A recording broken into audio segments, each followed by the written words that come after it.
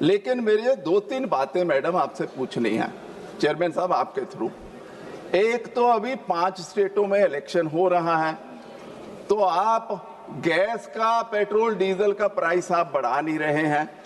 Obviously election है तो कैसे आप बढ़ाओगे, लेकिन आप 29 अप्रैल को या 30 अप्रैल को या 1 मई को आप बढ़ाएंगे।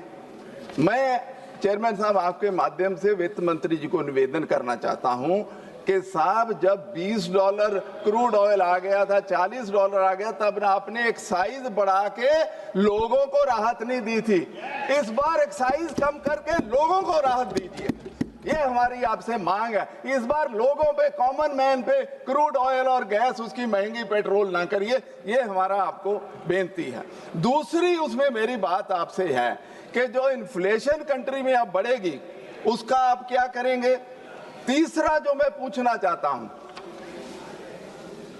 रशिया और ईरान अपन को 10 से $12 पर बैरल सस्ता देते थे, रिबेट देते थे, रुपये में हमारे से लेते थे।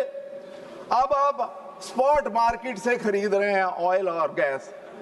तो ये जो लॉस हमारा हुआ है कि किसी के प्रेशर में हमने ईरान और रशिया का ऑयल और गैस लेना बंद किया। मैं चेयरमैन साहब आपके माध्यम से निवेदन करना चाहता हूं, वित्त मंत्री जी आप इस हाउस को, इस ऑगस्ट हाउस को बताइए कि उसमें जितना फाइनेंशियल लॉस होगा उसका कौन जिम्मेदार है, ये मुल्क क्यों भरे। अगर आप लोगों का कोई पॉलिटिकल डिसीजन होया तो ये मुल्क का कसूर नहीं है, ये आप लोग बताइए कितना लॉस होगा और वो लॉस की भरपाई कौन करेगा वो आप बताइए, क्योंकि ये मुल्क का उसमें डॉलर्स में रुपये टू डॉलर, अच्छा रुपये अपना 94 रुपए पे हो गया, आपका अब सारा कुछ बढ़ गया है, उसका आप क्या करेंगे।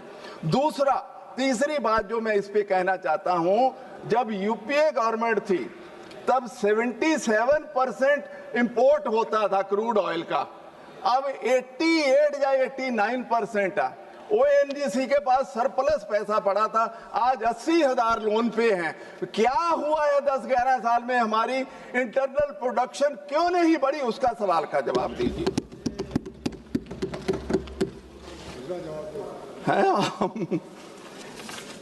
एक दो और बातें करना चाहता हूं कि देखिए वित्त मंत्री जी 9-10 साल हो गए, हर बार हमें कि India is the fastest growing economy, हम लोगों को भी अच्छा लगता है कि हिंदुस्तान सबसे बढ़िया ग्रो कर रहा। अभी ये लास्ट वीक ऑफ फरवरी में ministry of statistics and programme implementation ने जीडीपी सीरीज रिवाइज कर दी, और जो आप लोगों की जो चीफ इकोनॉमिक एडवाइजर थे अरविंद सुब्रमण्यम, उन्होंने लिखा है कि एनडीए के सालों में 1.5 से 2% जीडीपी इन्फ्लेटेड बताते रहे हैं। ये आप बताइए, ये सारे मुल्क को बताइए कि जीडीपी की आपके राज्य में क्या हालत रही। आप यूपीए को 1 से 1.5-2% छोटा दिखाते रहे, अपना ज्यादा दिखाते रहे। अब नई सीरीज में हमें मुकाबला करके सारा बताइए, और फिर मुल्क कहां खड़ा है। 4 ट्रिलियन भी नहीं हुए 12 साल में, 800 बिलियन मनमोहन सिंह जी को मिले थे, स्वर्गीय मनमोहन सिंह, और 2 ट्रिलियन पे इकोनॉमी छोड़ के गए। आपको 2 पे मिली, अभी 3.7 या 3.8 पे खड़े हैं, और आप कहते हैं कि विकसित भारत हो जाएगा। विकसित भारत की जो डेफिनेशन है वो $14,500 है पर कैपिटा, और अपन 3,000 पे खड़े हैं। मुझे वो भी बता दीजिए कि अपन उस विकसित भारत में अपन लोग कैसे पहुंच पाएंगे, वो भी एक थोड़ा सा बता दीजिए, क्योंकि बार बार विकसित भारत कहते, हम चाहते हैं विकसित भारत हो, पर 3,000 से $14,500 पर कैपिटा कैसे लेके जाएंगे, उसकी एक स्कीम दीजिए। ऐसा नहीं कि अपना कह दिया और आगे बढ़ गए।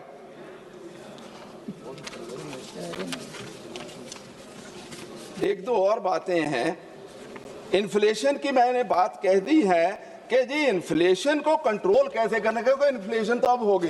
प्रधानमंत्री जी खुद कह के गए कि सारी दुनिया तकलीफ में, अब सही है। हम ये नहीं कहते हैं कि जो कहा जा रहा वो सही नहीं है, लेकिन उसको कंट्रोल कैसे करना? क्या आप कंज्यूमर्स को सब्सिडी देंगे?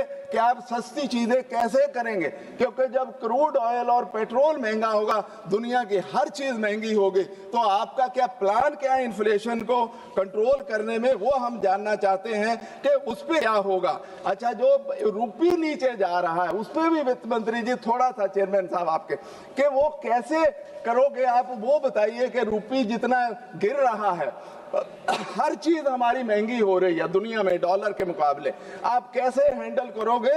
रुपये को कैसे स्टेबलाइज करोगे? वो भी हम आपसे जानना चाहते हैं।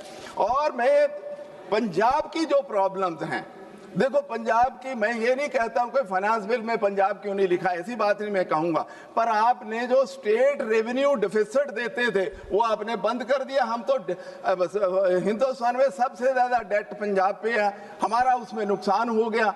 आप उनको बहुत सारी चीजें नहीं देते हैं। आपने मैडम जो सेंट्रली स्पॉन्सर्ड स्कीम है 25-26 में करीब 2 लाख करोड़ सेंटर से ट्रांसफर नहीं हुआ है, क्योंकि आपने कंडीशन ऐसी लगाई हुई हैं। अच्छा, विमेन वाली जो बात है, आपको एक कहनी है सर चेयरमैन साहब वित्त मंत्री जी को, कि आपने बजट में जगह जगह ये बात बोली अपना विमेन सेंटर की ये स्कीम अच्छी बात है, हम उसको अप्रिशिएट करते हैं। फाइनेंस बिल में एक बार भी विमेन को कोई रियायत नहीं दी टैक्स में, क्यों जी? एक बार आपने फाइनेंस बिल में विमेन को मेंशन नहीं किया, नहीं तो पढ़ लीजिए 232 पेज मैंने देखे, एक बार भी हमारी बहनों का उनका नाम नहीं लिखा गया। वो मैं इनसे जानना चाहता हूं कि उसका क्या करना। और लास्ट में मैं अपनी कंस्टिट्यूएंसी का 1 मिनट लेना चाहता हूं कि मेरी कंस्टिट्यूएंसी में मैं 2019 में जब से आया हूं, मैं श्री फतेहगढ़ साहब का, जहां से मैं एमपी हूं, वहां हमारे 10वें गुरु के छोटे साहबजादों को जिंदा नींव में चिनाया गया था। मैं बार बार निवेदन करता हूं कि उस जैसी शहीदी दुनिया में नहीं है। उसको इंटरनेशनल टूरिस्ट सर्किट में लीजिए, कौन सा काम है, एडमिनिस्ट्रेटिव ऑर्डर चाहिए इसके लिए, उसको उसमें लीजिए, इंटरनेशनल लेवल का इंफ्रास्ट्रक्चर दीजिए। हलवारा एयरपोर्ट था, उसको उद्घाटन कर दिया, वहां कोई जहाज नहीं जा रहा। दोराहा का मैंने ओवरब्रिज कहा था, वो सैंक्शन कर दिया, वो काम शुरू नहीं हो रहा। तो बहुत सारी छोटी छोटी प्रॉब्लम्स हैं, मैं वो सारी दोबारा कहूंगा। पर चेयरमैन साहब आपने मुझे मौका दिया, बहुत बहुत धन्यवाद। माननीय